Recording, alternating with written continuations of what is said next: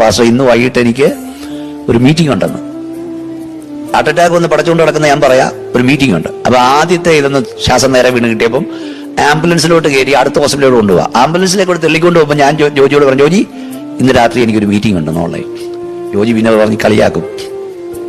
കുറച്ച് ദിവസം കഴിഞ്ഞപ്പോഴേ ജോജി വൈകിട്ട് അവരെ വിളിച്ചെന്ന് പറയാ, ഭീമോനച്ചൻ പാസ്റ്റർ കാർഡിയാക് അറസ്റ്റ് വന്ന് ഹോസ്പിറ്റലായെന്ന് ഞങ്ങൾ അറിഞ്ഞു. അന്നേരം തന്നെ ഞങ്ങൾ വേറെ ആളെ ആക്കിയെന്ന്.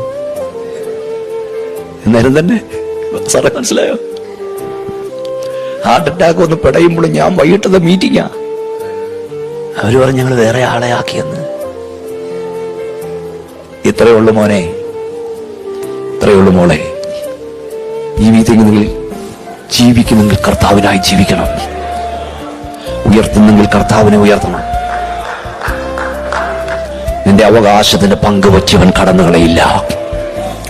നിന്റെ അവകാശത്തിന്റെ പങ്കവൻ പറ്റിയിട്ടുണ്ടെങ്കിൽ പാനപാത്രത്തിന്റെ പങ്കുവാൻ പറ്റും. കൈയൊന്നുയർത്തി ശക്തിയോടെ ദൈവത്തിന് സ്തോത്രം.